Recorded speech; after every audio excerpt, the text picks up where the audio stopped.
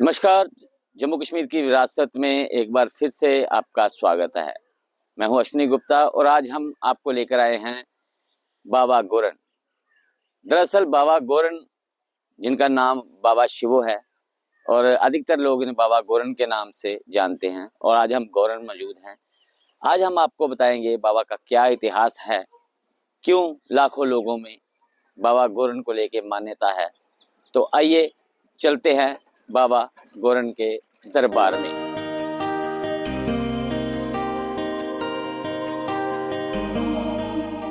जम्मू कश्मीर के विरासत में ऐसा बहुत कुछ है जिसे लोग मानते तो हैं, पर उनके इतिहास से पूरी तरह से वाकिफ नहीं हैं, या कुछ मौखिक कथाओं को सुनकर इतिहास बना लेते हैं, जो कि शायद पूरी तरह से सही भी नहीं होता है।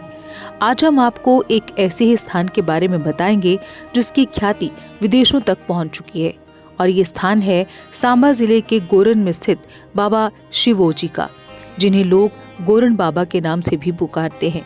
कहते हैं कि जिस समय जम्मू पर राजा मालदेव का राज था, उस समय उनकी मित्रता से लद्देव नामक एक युवक को उन्होंने पहाड़ी राज्य सौंप दिया, जबकि लद्देव का विवाह कलावती नाम की रानी से हुआ। लोग राजा को प्यार से लद्दा कहने लगे और रानी को कल्ली कहने लगे। दोनों राजा रानी प्रजा के हितैषी और धर्मप्रिय व न्यायप्रिय थे। लोग भी उनके राज में बहुत सुखी थे, लेकिन दोनों के घर कोई संतान न होने का दोनों को मलाल था। इसी राज्य के पास सोडम के आसपास के गांव को मिली एक जागीर हुआ करती थी, और इस जागीर पर खरड़ खत्री राजपूत राजाओं का अधिकार था। हालांकि ये जागीर भी महाराजा मालदेव के अधीन ही थी, लेकिन सोडम जागीर का जागीरदार बहुत जालिम था और वो प्रजा पर अत्याचार करता था। लोगों ने जागीरदार की शिकायत मालदेव से की, और मालदेव ने जांच के बाद इस जागीर का अधिकार भी लद्देव को सौंप दिया और इस राज्य को गढ़ समूठा का नाम दिया, जिससे खरड़ खत्री राजपूत लद्देव से बैर रखने लगे। लेकिन प्रजा लद्देव से बहुत खुश थी। इसी बीच समय बीतता गया और राजा व रानी को कोई संतान नहीं हुई। फिर किसी विद्वान के कहने पर राजा व रानी ने गुरु गोरखनाथ जी की भक्ति करने का निश्चय किया। दोनों ने वर्षों तक गुरु गोरखनाथ की तपस्या की, लेकिन गुरु गोरखनाथ ने उनकी मनोकामना पूर्ण नहीं की। राजा इससे दुखी हो गया, लेकिन रानी ने हार नहीं मानी और उन्होंने कठोर हठयोग करने का प्रण लिया और एक लोहार को 9 हाथ लंबी लोहे की सूली बनाकर लाने को कहा। सूली बनकर आई तो रानी उस पर बैठकर कठोर तप करने लगी। रानी के इस तप से गुरु गोरखनाथ का टिल्ला कांपने लगा। गुरु गोरखनाथ ने अपनी दिव्य दृष्टि से देखा कि गढ़ समूठा की रानी उनकी कठिन तपस्या कर रही है। फिर गुरु गोरखनाथ ने अपने स्थान पर खड़े होकर नाद बजाया, जिसकी आवाज सुनकर उनके सभी चेले वहां पहुंच गए। गुरु गोरखनाथ उनके साथ गढ़ समूठा की तरफ रवाना हो गए। कुछ ही समय में गुरु गोरखनाथ अपने योग बल से गढ़ समूठा पहुंच गए और उन्होंने यहां आकर अपना धूना रमा लिया। फिर गुरु गोरखनाथ ने ध्यान लगाकर रानी कल्ली को दर्शन दिए और रानी कल्ली ने आंखें खोलकर गुरु जी को दंडवत प्रणाम किया। गुरु गोरखनाथ ने रानी को एक भक्त, वीर, न्यायशील व परोपकारी पुत्र होने का वरदान दिया और कहा कि वो अपने बेटे का नाम शिवदेव रखे। फिर कुछ समय के बाद राजा रानी के घर एक पुत्र ने जन्म लिया और गुरु के वचनों के मुताबिक उन्होंने अपने पुत्र का नाम शिवदेव ही रखा। लेकिन लोग बालक को प्यार से शिवो कहने लगे। जैसे जैसे शिवो बड़ा होने लगा, उसके मुख पर तेज दिखाई देने लगा और वो भक्ति में लीन रहने लगा। एक दिन अचानक राजा की तबीयत बिगड़ी और उनका देहांत हो गया। उस समय बालक शिवो की आयु करीब 10 वर्ष की थी। इसके बाद महाराजा मालदेव ने रानी कल्ली के पास आकर राजकुमार शिवदेव का लालन पालन राजमहल में करने की इच्छा जताई, ताकि वो एक पूर्ण राजा बन सके। रानी कल्ली ने अपनी स्वीकृति महाराजा मालदेव को दे दी। हालांकि राजकुमार शिवदेव रह तो राजमहल में रहे थे, लेकिन माँ से दूर होने का मलाल भी था, क्योंकि वो हर रोज रात का खाना अपनी माँ के हाथों से ही खाता था। जबकि दूसरी ओर रानी भी उदास रहने लगी। फिर शिवदेव ने मन लगाकर महाराजा मालदेव की सेवा की और महाराजा भी उनके सेवा भाव से अति प्रसन्न हुए। ऐसे में शिवदेव ने महाराजा मालदेव से अपनी मन की व्यथा सुनाई और कहा कि वो पूरा दिन आके राजमहल में रहेंगे लेकिन रात होते ही वो माँ के हाथों का खाना खाने के लिए गढ़समोठा चले जाएंगे। महाराजा मालदेव ने उनकी बात मान ली और अब शिवो रोज रात को माँ के पास आते और उनके हाथों का खाना खाकर सो जाते और सुबह वापस जम्मू आ जाते। रात को उन्हें राया सुचानी के घने जंगलों से गुजरना पड़ता था, लेकिन वो बिना डरे माँ काली का नाम लेते हुए रोज जंगल को पार करते थे। एक दिन जब शिवो राया सुचानी के जंगल से गुजर रहे थे तो माँ काली ने उन्हें दर्शन दिए और कहा कि अगर वो गढ़समोठा में अपनी माँ के पास ही रहना चाहते हैं तो उन्हें कोई वीरता का कार्य करना होगा। कुछ दिनों बाद क्षेत्र में एक शेर ने आतंक मचाना शुरू कर दिया। लोग काफी डरे हुए थे, तो महाराजा ने उस शेर को मारने का आदेश दिया और कहा कि जो उसे मारेगा उसका मन वांछित पुरस्कार उसे दिया जाएगा। ये बात सुनकर शिवो शेर को मारने का निश्चय करते हैं और तलवार लेकर निकल पड़े। अचानक ही शेर उनके सामने आ गया और शेर ने उन पर हमला कर दिया, लेकिन इस हमले को शिवो ने विफल कर दिया। जैसे ही दूसरी बार शेर ने हमला किया तो शिवो के एक ही प्रहार से शेर जमीन पर गिर गया और उसकी मौत हो गई। फिर शिवो ने शेर को मारने के प्रमाण के रूप में शेर के कान काटकर जम्मू ले गए और वहां पर महल में उन्हें छुपा दिया। लेकिन जैसे ही दोपहर हुई तो राया सुचानी के कुछ लोग शेर का सिर लेकर आए और महाराजा को दिखाकर इनाम मांगने लगे। जैसे ही महाराजा उन्हें उनकी वीरता के लिए पुरस्कार देने लगे तो शिवो ने महाराजा के कान में आकर कहा कि ये शेर है, इन्होंने नहीं मारा है, मुझे इन पर संदेह है क्योंकि शेर के सिर के कान नहीं हैं। महाराजा को शिवो की बात सही लगी और उन्होंने उनसे उनके कान के बारे में पूछा तो वो लोग सही से उत्तर नहीं दे पाए। फिर शिवो ने महाराज से कहा कि शेर के कान तो रात को ही महल में पहुंचे हैं और वो ये कहकर कान लेने चले गए और कान लाकर उन्होंने महाराज को दिखाए तो महाराज को सारी बात समझने में देर न लगी। महाराज शिवो की वीरता देखकर प्रसन्न हुए और कहा कि अब तुम राजपाट संभालने योग्य हो गए हो और ऐसे में अब तुम अपने पिता का राजपाट संभालो। फिर महाराज ने अपने अधिकारियों को गढ़समोठा में आकर शिवदेव का राज्याभिषेक करने को कहा और अधिकारियों ने ऐसा ही किया। रानी कलावती भी शिवो के राजा बनने से बेहद खुश थी। राजा शिवो भी अपने पिता की ही तरह एक न्यायप्रिय राजा बनने लगे। राजा रोज अपना काम निपटाकर सोडम समोठा की धार पर जाकर भक्ति करते और 2 तारा बजाया करते थे, जिसकी आवाज से पशु पक्षी व हर प्राणी मंत्रमुग्ध हो जाता था। ऐसे में खरड़ खत्री राजपूत घराने की औरतें भी रोज अपना कामकाज छोड़कर उनकी 2 तारा सुनने के लिए उनके पास चली जाती, जिससे उन्हें रोज अपने घर के मर्दों के साथ झूठ बोलना पड़ता था। लेकिन एक दिन उनका झूठ पकड़ा गया तो खरड़ खत्री राजपूतों ने इसे लेकर ही शिवो के खिलाफ एक योजना बनाई और एकजुट होने लगे। ऐसे में इन लोगों ने इसकी शिकायत रानी कलावती से की और कहा कि वो उनकी महिलाओं को खराब कर रहा है और वो अपने राज्य की सीमा के बाहर की महिलाओं को क्यों बुलाता है। ऐसे में माँ ने जब शिवो से उनकी शिकायत के बारे में पूछा तो शिवो ने कहा कि वो किसी को नहीं बुलाते हैं और अपने राज्य की सीमा के भीतर रहकर ही 2 तारा बजाते हैं। अगर उनकी महिलाएं 2 तारा सुनने आती हैं तो वे उन्हें रोक कैसे सकते हैं। फिर रानी कलावती ने भी उन लोगों को लताड़ लगाई और उनकी लताड़ से खरड़ खत्री राजपूत और भड़क गए और शिवो की हत्या की योजना बनाने लगे। उन्होंने कई बार उन्हें मारने का प्रयास किया पर वो सफल नहीं हो पाए। एक दिन शिवो अपनी मस्ती में 2 तारा बजा रहे थे और ध्यान में लीन थे। करीब 20 से 25 खरड़ खत्री राजपूत वहां पहुंच गए और उन्हें घेर कर मार दिया गया और उनका शव वहीं पर दफन कर दिया गया और वह वहां से चले गए। लेकिन अगले दिन फिर उसी समय पर 2 तारा बजना शुरू हो गया। खरड़ खत्री समझ नहीं पाए कि 2 तारा कैसे बज रहा है। उन्होंने तो शिवो को मार दिया था। फिर वो सभी इकट्ठा होकर फिर उस स्थान पर आए और देखा कि शिवो 2 तारा बजा रहे हैं। वो हैरान हो गए कि शिवो जिंदा कैसे हो गए, लेकिन वो उनसे इतनी नफरत करते थे कि उन्होंने फिर से शिवो पर हमला कर दिया और उनका सिर धड़ से अलग कर दिया। उनका सिर और 2 तारा तो वहीं गिर गया, पर उनका धड़ उन्हें मारने वालों के पीछे भागने लगा। खरड़ खत्री ये देखकर डर गए और भागने लगे, लेकिन शिवो का धड़ तेजी से उनका पीछा करने लगा। वो भागते हुए गौरन पहुंच गए ऐसे में गोरन की कुछ स्त्रियों की नजर राजा शिवदेव के बिना सिर वाले धड़ पर पड़ी। वो चीखती हुई भागना शुरू हो गई। जैसे ही उन औरतों के चीखने की आवाज आई तो राजा शिवो का धड़ वहीं पर गिर गया। राजा शिवो के मरने का समाचार जंगल की आग की तरह फैल गया। कुछ लोग समोठा की धार पहुंचे तो देखा कि राजा शिवो का दोतारा वहां पड़ा हुआ है और पूरा चबूतरा खून से भरा हुआ है, जबकि उनके सिर को लोगों ने उठाकर लाया और उनके धड़ के साथ जोड़कर उनका गौरण में ही अंतिम संस्कार किया गया। लेकिन रानी कलावती को कुछ नहीं बताया गया। धीरे धीरे 13 दिन बीत गए, लेकिन इन 13 दिनों में रानी मानो पागल हो चुकी थी।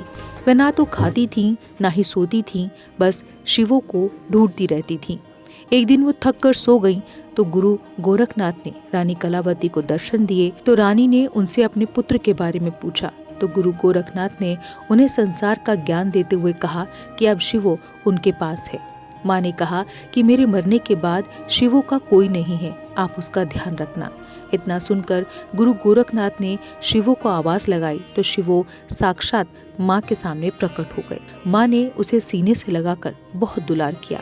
फिर गुरु गोरखनाथ बोले, माँ बेटे का इतना प्रेम अच्छा नहीं है। प्रेम करना है तो भगवान से करो, जो संसार से सबका बेड़ा पार लगाते हैं। उनकी बातें सुनकर रानी कल्ली को ज्ञान हो गया। तभी गुरु गोरखनाथ बोले, तेरा ये बेटा यहीं तेरे आसपास रहकर लोगों के दुख दूर करेगा। इसके नाम मात्र से ही लोगों के दुख दूर हो जाएंगे। इतनी बात सुनकर रानी की नींद टूटी और वो नहा धोकर एक स्थान पर जाकर बैठ गई और प्रभु भक्ति में लीन हो गई। रानी को लोग कई दिनों से इसी प्रकार बिना कुछ खाए पिए प्रभु की भक्ति करते देख रहे थे।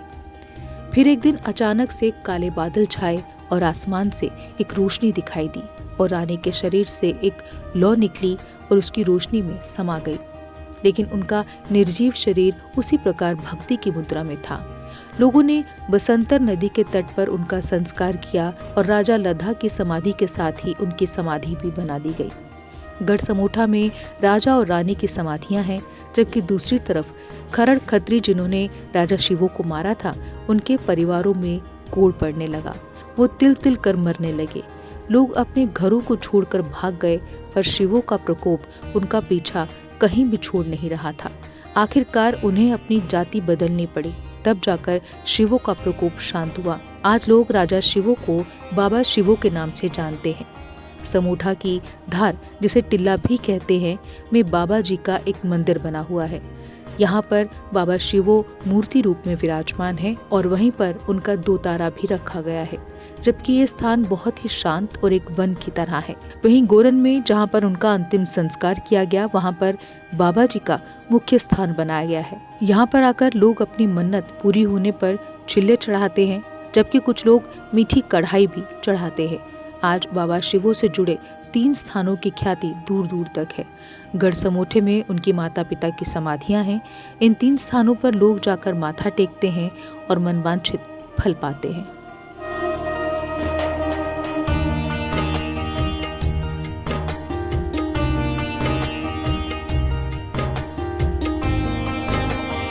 तो इस समय मेरे साथ यहाँ पर मौजूद हैं महंत देशराज वशिष्ठ जी, जो कि अध्यक्ष भी हैं बाबा शिवो श्राइन डेवलपमेंट कमेटी है, जो वहाँ के अध्यक्ष भी हैं। उनसे हम बात करेंगे और जानेंगे कि बाबा शिवो का, जो बाबा गोरन जिन्हें कहा जाता है आम भाषा में, तो उनका इतिहास क्या है। तो सबसे पहले आपका स्वागत है जेके अपडेट में। तो बताएं कि बाबा जी का इतिहास क्या है और कैसे शुरुआत हुई, कैसे धीरे धीरे ये मान्यता आज जो पूरी दुनिया बाबा शिवो को मानती है। सबसे पहले मैं आपका शुक्रिया करूंगा और आपके चैनल का, जो कि आपके चैनल के माध्यम से ये जो बाबा जी का इतिहास है, हर एक जो बाबा शिवो जी के यात्री जो अपनी आस्था उनके चरणों में रखते हैं, उन तक ये पहुंचेगा आपके माध्यम से। तो बाबा शिवो जी जो है, इनके माता पिता राजा लद्देव और माता रानी कल्ली जी, ये एक बहुत बड़े अमीर राजे थे। तो इनके घर में संतान नहीं होती थी, तो इन्होंने एक शादी की, कई शादियां की। उसके उपरांत जब एक दिन राजा जी अपने आसन पर बैठे हुए थे, तो मन ही मन में वो सोच रहे थे कि मेरे पास इतना बड़ा राजपाट है, धन दौलत है और सब कुछ है, इतना बड़ा राजपाट है, और सब कुछ होते हुए भी मेरे घर में संतान नहीं है। अगर संतान नहीं होगी तो इतने बड़े राजपाट का एक राजा बनने का कोई महत्व नहीं रखता है। तो उसने ये बात अपने सेनापति से की। तो सेनापति ने जवाब दिया है कि क्यों नहीं राजा जी, आपकी कुंडली है जो कि एक अच्छे पंडित को दिखाई जाए। तो राजा जी ने बोला कि पंडित बुलाओ, उनको हम अपनी कुंडली दिखाते हैं। तो उस वक्त जब सेनापति ने बताया कि राजा लक्षद्वीप जी को कि जो उच्च कोटि के पंडित हैं वो काशी में मिलेंगे, तो उन्होंने बोला काशी से पंडित लाओ। तो उनके सेनापति जी जो थे वो काशी में गए, उन्होंने वहां पर पता किया पंडितों का। तो उन्होंने बोला कि राजा का हुक्म है हमें कि आपको उनके महल में चलना पड़ेगा। तो काशी के पंडित पूछने लगे कि उनको कौन से वेद का पंडित चाहिए, हमारे 4 वेद हैं जो। तो उनके सेनापति ने सोचा कि अगर वहां जाकर फिर कोई जब राजा का हुक्म होगा कि दूसरे पंडित को लाओ, तो उन्होंने बोला 4 पंडित चलो। तो 4 वेदों के पंडित लेकर राजा के बादशाही में पहुंचे और राजा के समक्ष उन्होंने उनको पेश किया। तो पंडित फिर राजा जी की कुंडली देखने लगे। जब कुंडली देखने लगे तो उन्होंने बोला राजा जी को कि आप हमें एक वचन दीजिए कि हम आपकी कुंडली के मुताबिक जो इसमें दिखेगा हमें हम बिल्कुल सच बताएंगे, लेकिन आप हमें कुछ नहीं बोलेंगे। तो राजा लक्षद्वीप जी ने वचन दिया। उसने बोला ठीक है। तो जो उन्होंने पूरी कुंडली का उसका पूरा अंतरण लगा के उन्होंने राजा जी को बताया कि आपके घर में संतान नहीं हो सकती।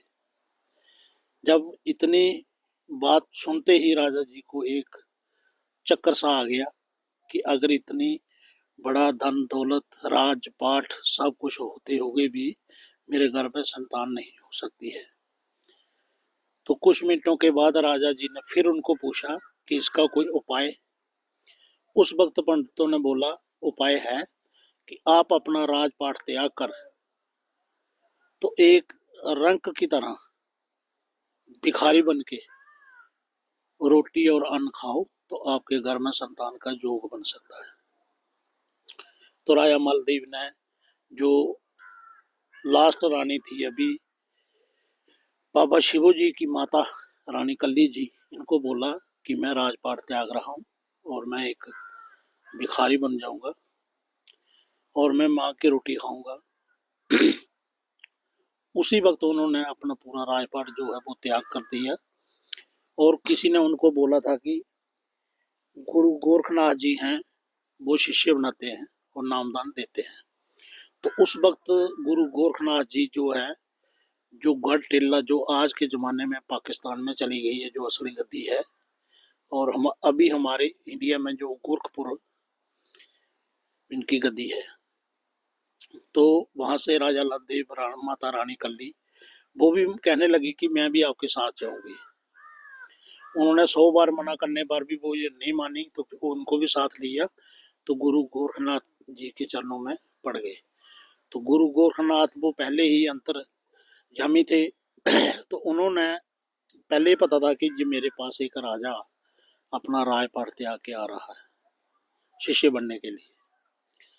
तो वो जब उनके चरणों में गए तो गुरु गोरखनाथ जी ने उनको कई ताने मीने मारे कि जाओ आप अपना राजपाट छोड़ के आए हो, इतनी जनता को खजल करके आ रहे हो आप, तो जाओ आप राजपाट अपना जो है उसको संभालो। तो उसने बोला नहीं, मैंने आपका शिष्य बनना है। तो जब गुरु गोरखनाथ जी ने देखा कि इसमें पूरा हट है और इन निर्णय ले लिया है, फिर उन्होंने कपला पीर को बुलाया कि इनकी कान में मुद्रण डालो। और कपला पीर ने उनके कान में मुद्रण डाली और उनको गुरु गोरखनाथ जी से नामदान लेके उनका शिष्य बनाया गया। और वहां से उन्होंने अपना जो है एक भिखारी और संत का रूप जो है वो शुरू किया। वहां से चलते चलते चलते चलते कई महीनों के बाद इस गांव में आकर उन्होंने रहना शुरू कर दिया। और सुबह रोज राजा लक्षद्वीप जी ने अपनी झोली उठाकर मोहल्ले में जाना है, छंद और भजन बेटे गानी। तो जो भी आटा मिलता था वो आकर घर में रानी कल्ली को देना है, उसे जो भी अन्न बनाकर फिर वो दोनों खाते थे। तो एक दिन सुबह सुबह राजा लद्धदेव जी जा रहे थे, अपने छंद और बेटे गा रहे थे, तो उधर की एक औरत थी, उसने कोई मीना और ताना लगाया उनको कि आप एक बहुत बड़े राजा हो, सुनने में आता है आपकी चर्चा होती है गांव में मोहल्ले में, तो आप भी क्यों मांगते हो, आप काम क्यों नहीं करते हो। तो उन्होंने सोचा कि इस गांव के लोग अच्छे नहीं है, तो वहां से ही वापस आकर घर में उसने बात सुनाई। उन्होंने बोला कि चलो एक कार्क के रूप में भी है कि ऐसी तुम तो लाई जो जा कलेजा खाई, ते चुक्की बोरी उथों ते आण समोठे टकाई। तो वहां से उन्होंने अपना जो बोरी बिस्तर था वो उठाकर, जो समोठा नीचे गांव है जहाँ पे बाबा जी का जन्म हुआ, वहां पे रहने लगे। तो वहां पर ज्यादा पंडितों की आबादी थी उस समय, तो वो उनके साथ, उनकी शरण में उनके साथ रहना लगे और भक्ति उन्होंने शुरू कर दी। इधर आकर भी 25-30 साल भक्ति करने के उपरांत उनको ऐसे महसूस हुआ कि हमने नामदान तो लिया था, उन्होंने आशीर्वाद भी दिया था गुरु गोरखनाथ जी ने, लेकिन आज तक 30-35 साल हो गया तो हमारी मुराद पूरी नहीं हुई है। तो इस दुनिया में जी के भी क्या करना है, इससे अच्छा है कि हम दुनिया में अपने प्राणों की आहुति दे दें। दोनों ने सलाह की कि कल हम मंगलवार के दिन सती हो जाएंगे, तो उन्होंने सूली पे चढ़ के भक्ति करेंगे 24 घंटे। तो उन्होंने सूलो बनाई दोनों ने, तो उस पे भक्ति लगे करने। तो जहाँ गुरु गोरखनाथ जी से उन्होंने नामदान और आशीर्वाद लिया था, उस जगह पे उनका आसन जो है वो कांपना शुरू हो गया। गुरु गोरखनाथ जी ने अपने चेलों को हुक्म किया कि सभी चेले अंतर ध्यान करके देखो कि कौन ऐसा भक्त है मेरा जो जिसने मेरा आसन भी जो हिला दिया है। तो सभी चेलों ने अपने आंखें बंद करके देखने लगे। तो वो बोलने लगे, गुरु जी हमें एक जंगल बहुत बड़ा दिखाई देता है, लेकिन और आगे कुछ नहीं दिखाई देता है। लास्ट में गुरु गोरखनाथ जी ने खुद अंतर ध्यान करके देखा, तो उनको ये गढ़ गांव जो है वो नजर आई। तो गुरु गोरखनाथ जी ने हुक्म किया कि जितने भी चेले हैं सभी मेरे साथ चलो, हम वहां पे जाएंगे। तो गोरन जो गांव है उधर आके उन्होंने पूछा था, उस वक्त तो गोरन का भी नाम और था कुछ, कि गढ़ को रास्ता कहाँ से जाता है। उन्होंने बताया कि ये पहाड़ी चढ़ के पीछे वो गढ़ गांव है। तो गुरु गोरखनाथ जी आगे इधर, तो इधर आके उन्होंने अपने चेलों को बोला कि लकड़ियां और मुंड इकट्ठे करके लाओ, तो मेरा धूना जो है वो इधर जलाओ। उनका धूना जलाया। तो उधर जो बांध थी जिसमें बाबा शिवू जी नहाते थे, जो उनके माता पिता, तो गांव वाले उधर से कोई औरतें पानी भर के जा रही थी, वो सूली पे चढ़ के उनकी भक्ति पे लीन है। उन्होंने उनको बताया कि जिन की आप गुरुओं की भक्ति करते हो वो तो आज स्वयं चल के जहाँ पे आ गए हैं। तो उन्होंने सोचा कि हम दोनों सती होने जा रहे हैं, ये लोग हमें आज भी मजाक कर रहे हैं। तो किसी कोई और गया पानी लेके, उन्होंने भी ऐसे ही बताया उनको। तो फिर उनको शक हो गया थोड़ा कि क्यों ना एक बार हम देख लें जाके। तो वो सूली से नीचे उतरे और जाके देखा तो साक्षात गुरु गोरखनाथ जी पधारे हुए थे, उनके साथ 100 उनका चेला। तो जब वो उनको देख के वो उनकी आंखों में आंसू आ गए, तो उनके चरण स्पर्श करने लगे, तो आंसू जो है उनके चरणों पे गिरे। तभी गुरु गोरख जी ने अपनी झोली में हाथ डाल के 3 चुटके विभूति के दिए और उन्हें आशीर्वाद दिया कि जाओ, आपकी भक्ति जो है वो सफल हुई। मैं आपको आशीर्वाद देता हूँ कि जो आपने मेरे से मांग मांगी थी, आशीर्वाद लिया था, आपके घर में लड़का होगा, शिवो नाम रखना, बहुत जल्दी सदी होगा, कल युग में उसका घर घर में नाम होगा। वो एक न्याय पात्र देवता होंगे और वो न्याय पात्र का काम करेंगे, हर एक श्रद्धालु की मनोकामना पूरी करेंगे। तो ठीक 9 महीने के बाद जन्माष्टमी के दिन रोहिणी नक्षत्र में बाबा शिव जी का गांव समोठा में जन्म हुआ। तो जन्म होने के उपरांत जितने भी समोठा के वासी थे सभी ने अपनी तरफ से उनको बहुत बहुत बधाई दी और उनके साथ खुशी में शरीक भी हो गए। तो जैसे ही ये धीरे धीरे जवान होने लगे तो बचपन में ही ऐसी हरकतें करते थे कि जैसे कई बार भगवान जैसे करते हैं कि ऐसी मिसाल दे देते थे। तो हमारे उस वक्त गांव में रासें होती थी, जो डुग्गर का एक फैशन था उस समय का। तो वो कोई दोतारा जो है कोई रास्ता रिया बचा रहा था, तो ये भी अपने पिता के साथ उस रास में चले गए। तो इन्होंने वो रास देखी जब, तो वापस आते हुए इन्होंने बोला अपने पिता राजा लद्धदेव को कि ये जैसे ये दोतारा है ऐसे मुझे बना दो एक। तो उन्होंने बोला कि ये जो दोतारा था इसको सोने की तारें लगी हुई थी तभी इतना अच्छा बज रहा था। उसने बोला मुझे भी बना दो। तो इधर एक लोहार का घर था, इनके पिताजी ने उनको बोला कि इनको एक दोतारा बना दो। तो उन्होंने बोला मैं शाम या सुबह रोज का थोड़ा थोड़ा टाइम निकाल के मैं इनको बना दूंगा। तो टाली का उन्होंने इनको दोतारा बहुत अच्छे और मन लगा के इनको बना के दिया। तो फिर बाबा शिवो जी ने उस वक्त पता नहीं कैसे किया होगा अपने पिताजी से या किसी भी, कि किसी ने इनको बताया कि इसके तारे जो हैं वो घुम्मट में लगेंगे जम्मू। तो इन्होंने दोतारा और जो सोना थोड़ा बहुत होगा वो उठा के जहाँ से चले गए घुम्मट जम्मू, उधर जाके उसको तारें लगवाई। तारन लगवाने के बाद ये बहुत ही इच्छुक थे बजाने के, तो उधर बैठ के लगे उसको बजाने। जब बजाने लगे तो दोतारे की आवाज जम्मू शहर में पहली दफा गई। तो पहली दफा जब आवाज गई तो वो आवाज भी एक शक्तिशाली आवाज थी। उस टाइम हमारे जम्मू के राजा हुए मालदेव जी। राजा मालदेव जी ने हुक्म किया कि ये जो हमारे जम्मू शहर में आज एक नई आवाज आ रही है, जो भी आदमी हैं उनको ढूंढ के लाओ हमारे महल में। तो उनके सिपाही चारों ओर के, तो गुम्मट में राजा बाबा शिवो जी उनको मिल गए दो तारा बजाते हुए। वो इनको पकड़ के ले गए राजा के समक्ष, तो पेश किया।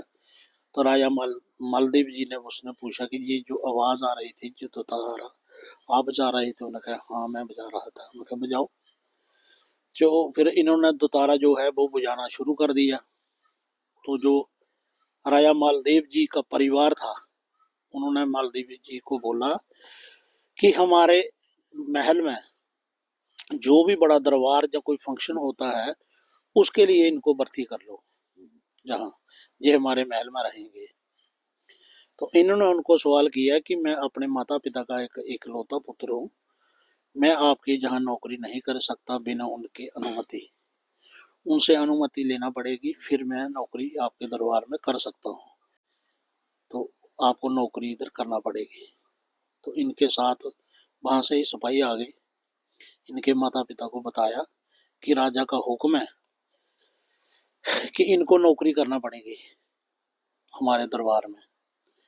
तब राजा लद देव जी ने एक भोज पत्र पे लिख के दिया कि जाओ अगर राजा मालदेव जी जबरदस्ती कराना चाहते हैं तो मेरा भी परिचय जी उनको दे देना। जब राजा मालदेव जी ने भोज पत्र पे इनका लिखा हुआ पढ़ा तो उनको ज्ञात हुआ कि ये इतना बड़ा राजा एक राजपाट छोड़ के मेरी बादशाही में छिपा हुआ है, तो इससे ड्यूटी नहीं लेंगे हम। नॉर्मल का ये एक राजे का पुत्र है, इससे नॉर्मल काम लिया जाएगा। तो बाबा शिवो जी उन राजा से वचन करते हैं कि राजा जी आपको दो मेरी शर्तें हैं, तो मेरे को वचन देना होगा, अगर आपको मंजूर है तो मैं नौकरी करने के लिए तैयार हूँ। उन्होंने बोला बताओ। उन्होंने बोला पहली मेरी शर्त है कि मैं रोज घर जाऊंगा। उन्होंने कहा ये भी मुझे मंजूर है। उन्होंने कहा दूसरा, उन्होंने कहा दूसरा ये है कि आपके महल में मैं खाना नहीं खाऊंगा। उन्होंने कहा मुझे मंजूर है। उन्होंने कहा ठीक है। तो उस टाइम जिस जगह पे हम बैठे हैं, इस जगह पे जब वो घर से सुबह तैयार होके आते थे, जहाँ पे 10 मिनट दोतारा सुबह बजाते थे, जम्मू जब नौकरी जाते थे, तो शाम के टाइम 6 बजे के बाद जहाँ पे पहुँचते थे, 5:30 5 या 7 के बीच,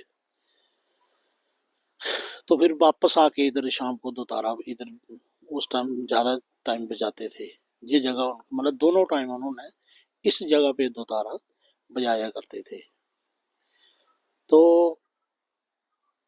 इसके बगल में ही उस वक्त जहाँ आबादी थी खत्री राजपूत वंश की, तो क्या करना कि उनकी औरतें जो हैं वो पानी लेने के बहाने जब ये दोतारा शाम को बजाते थे तो इनके पास आके बैठ जाते थे, जाती थी। तो थोड़ी जैसे गांव में चर्चा होती है कि देखो जी, ये नौजवान लड़कियां हैं, बहुएं हैं हमारी, तो इनके पास बैठी रहती हैं ऐसे ही।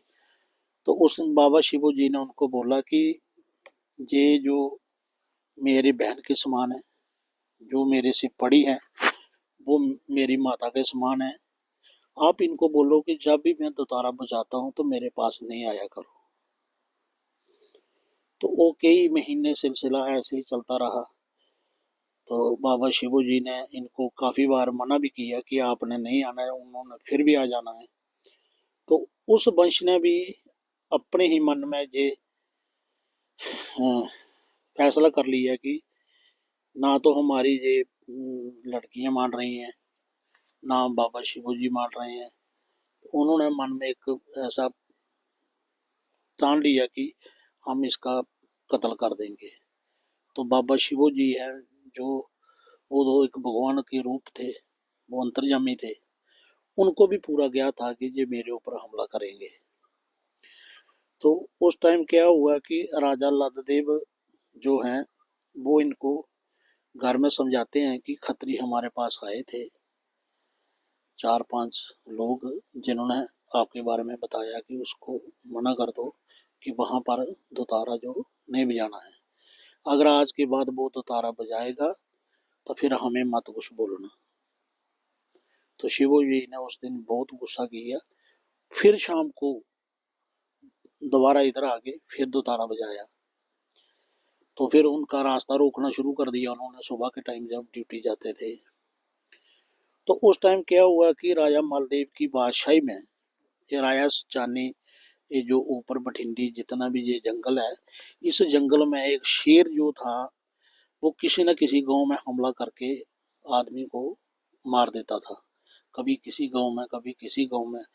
तो लोगों के डेपुटेशन जाते थे राजा के पास, तो राजा ने उस तंग आकर घोषणा कर दी कि जो भी इस शेर को मारेगा उसको राजपाट का आधा हिस्सा दिया जाएगा।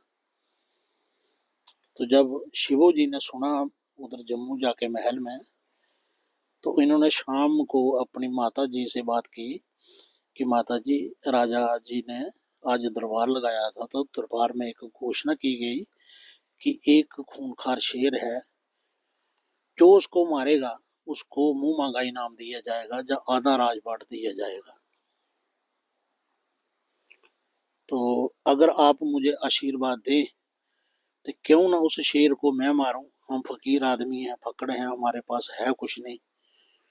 तो उसने बोला जा, जब भी शेर वो तेरे सामने आएगा वो तेरे हाथों मारा जाएगा। तो आज से लेके डेली तलवार लेके जाना है। उसने बोला ठीक है। उसने बाबा शिवू जी ने माता जी से आशीर्वाद लिया और रोज, तो कुछ ही दिनों के बाद वो जो खूंखार शेर था वो शिवू जी से उनका टाकरा हो गया। तो जैसे वो पहले हमला करता था, पहले हमला किया थोड़ा, तो दूसरी बार जब हमला करते थे तो बाबा शिवू जी ने अपनी माता और जिनके वो भक्त थे भोले शंकर के, उनको याद करके उन्होंने उनकी गर्दन शेर की काट दी, तो धड़ से अलग कर दी और दोनों कान काट के राजा की जो मेन ड्यूटी थी वो हाथ से उठा के उसके बीच में दे दी है। तो पूरे इलाके में एक खबर फैल गई कि जो खूंखार शेर था वो मारा गया। तो फिर खबर का असर जब हुआ कि वो शेर किसने मारा, कई डेपुटेशन गए सभी की, कोई बोले हमने मारा, कोई बोले हमने मारा। तो राजा जी ने फिर कुछ दिनों के बाद एक दरबार लगाया। दरबार में उन्होंने पूछा कि उस जो गर्दन है, गर्दन के कान नहीं है, जो दरबार में कान पेश करेगा शेर उसने मारा।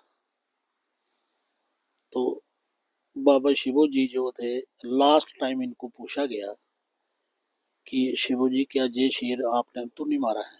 उन्होंने बोला हाँ जी मैंने मारा है। कान क्या आपकी ड्यूटी में है? लाओ। इन्होंने हाथ से ड्यूटी उठाई और कान भी इसे निकाले, तो राजा के समक्ष रख दिए। उस वक्त राजा जो मालदेव जी थे वो इनके चरणों में गिर गए। उन्होंने बोला जो आपसे मैंने ड्यूटी ली या जो भी सेवाएं ली उसके लिए मुझे माफी दे देना, कि आप एक बहुत शक्तिशाली हो, मैंने आपसे ड्यूटी भी ली। उसने बोला नहीं, मैंने अपने कर्तव्य का पालन किया है। उस टाइम उन्होंने बोला आप मुंह से मांगो, आधा राजपाट आप चलाओगे, आधा मैं चलाता हूँ। उसने बोला नहीं। उन्होंने कहा पर धन और दौलत? उन्होंने कहा वो भी नहीं। उन्होंने कहा फिर? तो बाबा शिवो जी वचन करते हैं उस राजा मालदेव जी से कि जरूर अगर आप कुछ प्रदान मुझे करना चाहते हो तो आप जमीन दीजिए, हम फकीर हैं। उन्हें बोलो। तो समोठा से लेके जम्मू तक 7 जगह जमीन बाबा शिवो जी को शेर मारने के उपरांत प्रदान की गई राजा मालदेव की तरफ से भोजपत्र पर। तो उस दिन ने ये बहुत खुशी हुई इनको कि मुझे शेर मारने के उपरांत मुझे 7 गांव में राजा मालदेव जी ने जो जमीन जो है प्रदान की है इनाम के तौर पर। जैसे समोठा, बाबा डंगा, गोरन, फिर तलोट है, फनका है, रायस चानी भी है। तो ये जब वापस आ रहे थे घर तो चिच्ची माता जी मंदिर के पास बसंतर में इनका दोपहर को नहाने का मन कर गया। इन्होंने कपड़े उतारे और पत्थर ऊपर रखा तो नहाने लग गए। तो कोई गुज्जर बकरियां चरा रहा था, वो भोज पत्थर बकरी खा गई। तो ये कारक के रूप में भी है कि 7 पिंड बकरी खाई ते जान मुड़ी है। राजा मालदेव की गल सुनाई ते त्रामे दा पटा दिता बनाई। तो उस टाइम फिर वापस गए, राजा मालदेव को बताया कि ऐसे ऐसे मैं नहाने लगा और भोजपत्र जो है वो बकरी खा गई। तो उस वक्त उन्होंने अपने सेनापति को ऑर्डर दिया कि इनको त्रामे का पटा जो है वो बनाकर दो, ना कभी गलेगा ना कभी सड़ेगा। तो फिर वो लेकर आए तो घर माता जी को बताया कि ये मुझे इनाम में मिला है त्रामी पटा। तो कुछ दिनों के बाद इस जगह पे जब ये दोतारा खुशी से थोड़ा ज्यादा टाइम में जाते थे तो जो खत्री वंश था उन्होंने भी ठान लिया था कि अब इसको छोड़ेंगे नहीं। इन्होंने हमारी बात नहीं मानी, उन्होंने इनकी हत्या कर दी इस जगह पे, जिसको बोलते हैं बाबा शिव डंगा दरबार। तो गर्दन जो है वो इनके माता पिता के पास चलेगी समोठा में।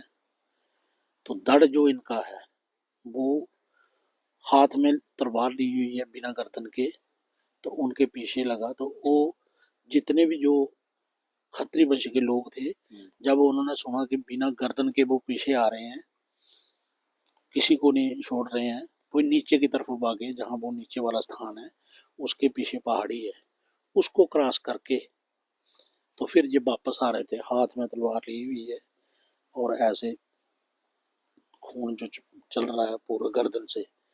तो गोरण जहाँ स्थान है उसके पीछे एक कुआं है, उसमें कोई औरतें पानी भर रही थी।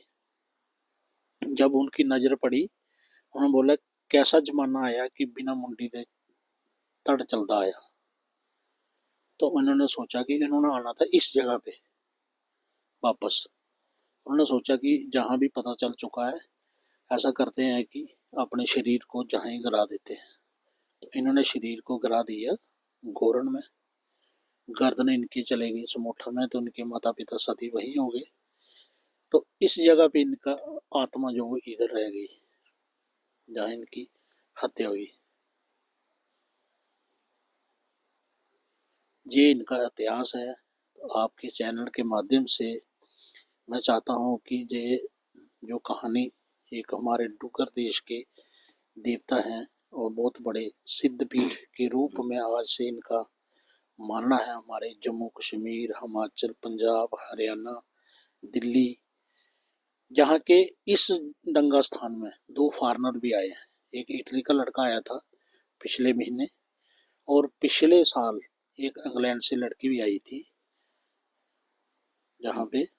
और आने वाले दिनों में मैं ज़्यादा तो नहीं बोलूँगा, लेकिन 5 साल के अंदर अंदर हर एतवार या मंगलवार को इधर फॉरेनर 2, 4, 10 देखने को मिलेंगे। तो बहुत बहुत शुक्रिया हमसे बात करने के लिए। तो ये था इतिहास जो है बाबा जो शिवो जी का इतिहास था, और जैसा कि मान जी ने अभी बताया भी कि उनकी ख्याति भारत में नहीं अब विदेशों तक जो है पहुंच चुकी है। और बाबा शिवो के ये 3 स्थान उन्होंने बताए हैं, और तीनों स्थानों की मान्यता आज जो है वो बहुत ज़्यादा है।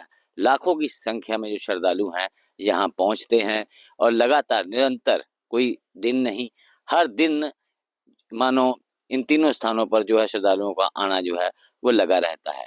हालांकि ये जो जिस स्थान पर हम मौजूद है, जिसे डंगा दरबार कहा जाता है, ये काफ़ी हाइट पर, पहाड़ी की बिल्कुल चोटी पर है, और बहुत ज़्यादा ऊंचाई पर ये स्थान जो स्थित है। लेकिन सबसे ज़्यादा श्रद्धालुओं का आना जो है वो गोरन में रहता है, जहाँ पर पुजारी ने बताया है कि अभी वहाँ पर जहाँ उनका जो देह है वहाँ पर उन्होंने गिरी थी, तो वहीं पर ज़्यादा जो लोग हैं श्रद्धालु आते हैं, और मान्यता भी वहाँ से दरबार में जाके माथा टेकते हैं, और जो उनकी मनोकामनाएं वो वहाँ से पूर्ण होती हैं। तो जम्मू कश्मीर की विरासत में फ़िलहाल इतना ही, और नई किसी विरासत के लिए फिर हम आपको ले चलेंगे एक और ऐतिहासिक स्थान पर। तो फिलहाल मुझे अश्विनी गुप्ता को दे इजाज़त। आप जुड़े रहें जेके अपडेट के साथ। जम्मू कश्मीर की खबरों के लिए जुड़े रहिए जेके अपडेट के साथ।